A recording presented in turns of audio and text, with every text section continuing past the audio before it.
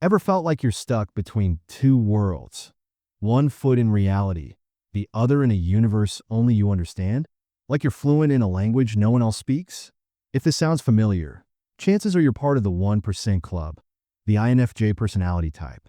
Today, we're diving deep into the unspoken struggles of being the rarest Myers-Briggs type. Why do INFJs always feel like they're on the outside looking in? Let's unravel 5 raw, unfiltered truths that explain their eternal stranger in a strange land vibe.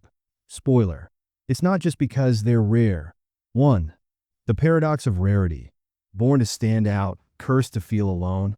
Imagine being a unicorn in a field of horses. That's the INFJ experience in a nutshell.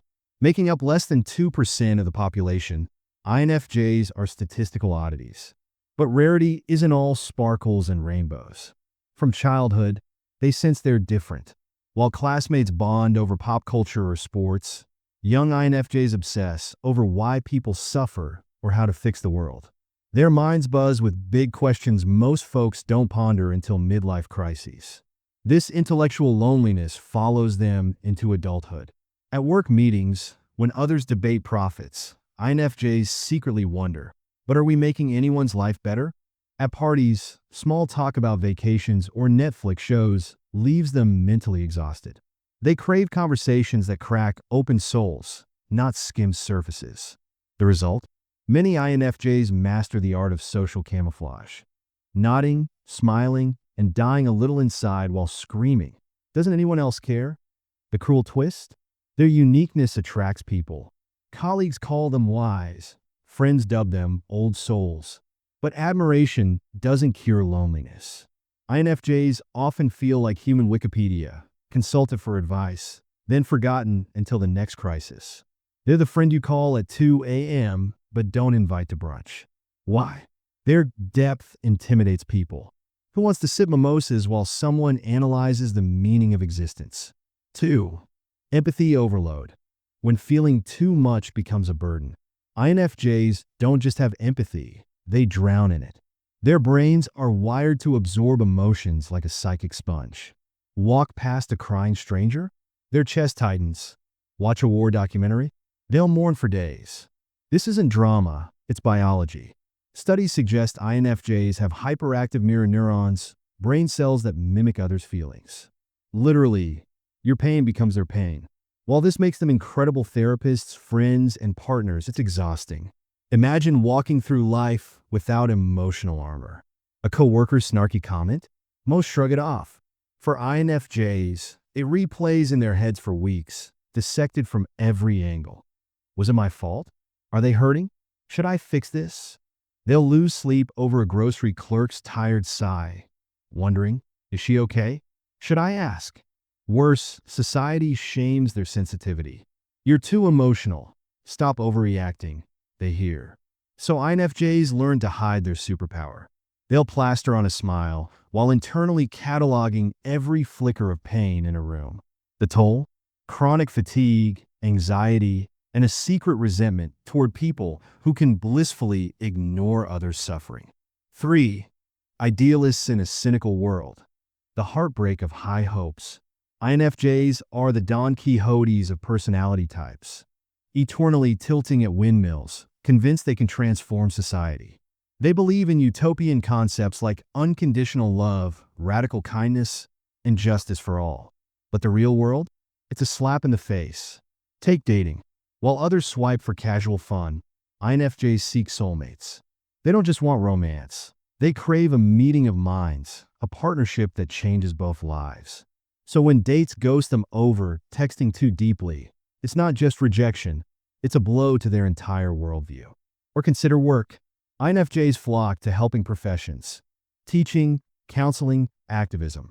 But systemic bureaucracy crushes their spirits. A teacher dreams of inspiring kids, only to drown in paperwork. A nonprofit worker fights poverty, but donors care more about tax breaks than impact. Each disappointment chips away at their faith in humanity. Yet here's the kicker. Their idealism isn't naivety. INFJs see the world's darkness. They just refuse to accept it. This stubborn hope is both their superpower and kryptonite. 4. Depth seekers in a small talk society. In a world obsessed with TikTok trends and celebrity gossip, INFJs are aliens. Their idea of fun? Midnight conversations about life's purpose. Their version of flirting? Exchanging quotes from Kierkegaard. While others bond over sports teams, INFJs bond by asking, "What's your greatest fear?" This depth makes superficial interactions agony.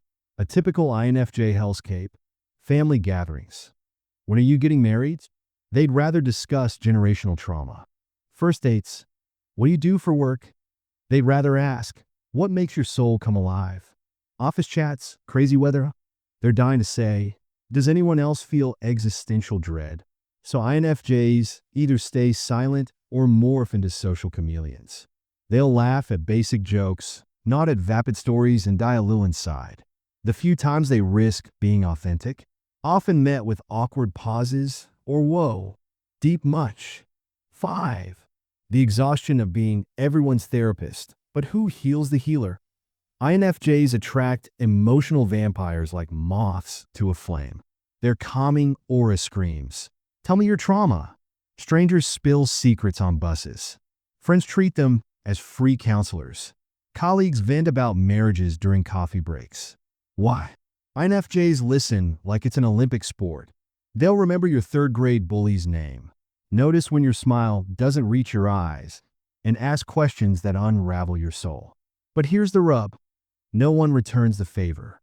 When INFJs hint at their struggles, they get, "But you're so strong." Wait, you have problems? Just stay positive. So they suffer in silence, juggling others' crises while their own hearts crack. Many develop caregiver burnout, a mix of resentment and guilt. They're furious people take their help for granted, but ashamed for needing anything in return. 6. The secret fear. If they knew the real me, would they stay? INFJs are masters of disguise. At work, they're the responsible leaders. With friends, the wise problem solvers. On dates, the attentive listeners. But behind these masks, a storm of contradictions, crippling self-doubt, intense emotions, dark humor, and a mind that never stops analyzing. They hide because early experiences taught them depth scares people. As kids, sharing their philosophical musings got them labeled weird. As adults, revealing their messy emotions gets "you're overthinking." So they lock away their true selves, terrified of rejection. The tragedy? INFJs crave intimacy more than anything. They fantasize about someone loving their shadows, their overthinking, their moodiness, their 3 a.m. existential spirals. But fear keeps them guarded, creating a self-fulfilling prophecy. The less they share, the lonelier they feel. 7. Overthinking. The curse of seeing every possibility. INFJs don't make decisions. They host mental TED Talks. Choosing a sandwich? Let's weigh ethics. Was the turkey humanely raised? Health: is gluten bad today? And aesthetics: will mayo ruin my shirt? This isn't indecision. It's seeing every angle, always. In relationships, overthinking becomes torture. A friend cancels plans? Cue a 2-hour internal debate. Are they mad at me? Maybe they're depressed? Should I check on them? Or is that clingy? While others act, INFJs get paralyzed by what-ifs.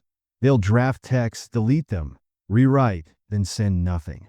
Their brains are Google Maps stuck in alternate routes mode, exhausting but impossible to shut off. 8. The silent struggle. When fine is the biggest lie. INFJs are Olympic-level fakers. Migraine? I'm fine. Panic attack? Just tired. They'll organize your intervention while ignoring their own crumbling mental health. Why? 2 reasons. 1. Hyperindependence. Years of being the strong one made them distrust help. 2. Fear of burden. My problems aren't as bad as others. So they smile through breakdowns, whispering mantras like, "I'll rest when I'm dead." Spoiler. That's how INFJs end up hospitalized for burnout. 9. The dating dilemma. Love me for my mind, but stay for my chaos. Dating an INFJ is like owning a vintage book. Beautiful, complex, but high maintenance. They'll write love letters analyzing your childhood, Plan dates that align with your soul's purpose. And remember your coffee order from 3 years ago. But their intensity terrifies people. Partners get overwhelmed by depth. Why can't we just watch a movie without discussing its societal impact? Idealism. Not every date needs to be meaningful. Emotional neediness. After years of caretaking, INFJs crumble when they finally ask for support. So they're often left heartbroken, wondering if they're too much in a world that prefers easy. 10. The burnout boom. When the light dims, INFJs run on passion until the tank hits empty. They'll work 70-hour weeks, saving the world, comfort every crying friend, and still blame themselves for global warming. But when burnout strikes, it's nuclear. Symptoms include cynicism, why bother? Nothing changes. Isolation, ignoring texts, skipping events. Numbness, can't cry, can't care, just empty. Recovery isn't quick. INFJs need months of solitude, art therapy, and relearning self-worth. It's messy, ugly, and why many INFJs fear their own power. 11. The awakening. Embracing the gift of otherness. But here's the plot twist. INFJs' flaws are their magic. That sensitivity, it lets them heal others. That overthinking, it helps them solve complex problems. That idealism, it inspires change. The key is reframing their narrative. Alone is not equal to lonely. Solitude becomes creative fuel. Weird is not equal to broken. Quirks attract their true tribe. Tired is not equal to weak. Rest is resistance against a toxic grind culture. When INFJs stop chasing normal, they become unstoppable. 12. Building bridges. How INFJs can thrive without losing themselves. Survival tips for permanent outsiders. Find your pack. Online forums, book clubs, volunteer groups. Anywhere depth is prized. Create fearlessly. Write, paint, scream into journals. Channel emotions into art. Set nuclear boundaries. No, I can't fix your marriage. Try therapy. Embrace the weird. With a mismatched socks, quote Nietzsche at parties, be unapologetically you. Conclusion. So, do INFJs ever belong?